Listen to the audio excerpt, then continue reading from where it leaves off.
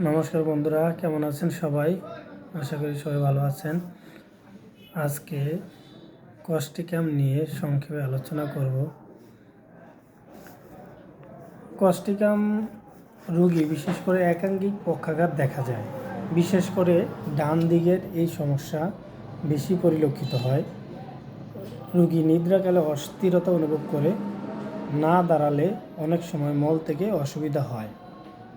রোগী শীতকাতর, ব্যথা, গরম চাপে কমে,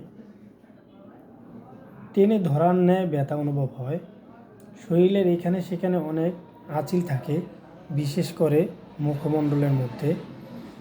রোগী অন্যায় সহ্য করতে পারে না। অনেক সময় অনেক রোগী ঘুমের মধ্যে কান্না করে এবং ঘুমের মধ্যে অনেক রোগীরা কথা বলে। রোগী রাতে শোয়ার পরই ঘুম আসে না। ঠান্ডা ও আর্দ্র পরিবেশে বৃদ্ধি। রোগী কুকুরের ভয় পায় বেশি। রোগী মৃত ব্যক্তির স্বপ্ন দেখে। রোগী সহানুভূতিশীল। রোগী মিষ্টি পছন্দ করে না। রোগী অনেক সময় লবণ পছন্দ করে। রোগীর দয়া মায়া খুব বেশি থাকে। অল্পতেই কান্না করে এবং অন্যকে সাহায্য সহযোগিতা করতে চায়। তো ধন্যবাদ সবাইকে। ভিডিওটি যদি